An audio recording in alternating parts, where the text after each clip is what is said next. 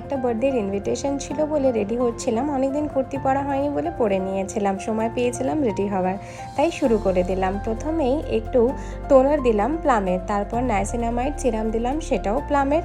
তারপর ময়শ্চারাইজারটা আমার ভেঙে গেছে, যেটা আমি ফেস শপের কিনেছিলাম, আমি হলে দেখিয়েছিলাম, এখন এই কৌটোটার মধ্যে রেখেছি, তো এটা লাগিয়ে নিলাম। এটা খুবই ভালো ময়শ্চারাইজার, খুবই সফট হয়। চুলটা বেঁধে নেওয়ার পর প্যাকের ফাউন্ডেশনটা দিয়ে সুইস বিউটির এই ব্রাশটা দিয়ে মুখে ভালো করে মেকআপ করে নিলাম। মুখে যতই ব্রাশ ইউজ করি একটা ব্লেন্ডার না দিলে হয় না।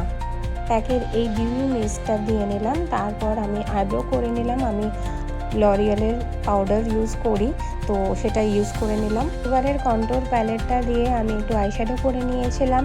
তারপর স্টুডিও ফিক্স দিয়ে মেকআপটাকে সেট করে অফ ক্যামেরায় আমি আইলাইনারটা পরে নিয়েছিলাম, কারণ আমি খুব কাছে গিয়ে আয়নার ইউজ করি আইলাইনারটা।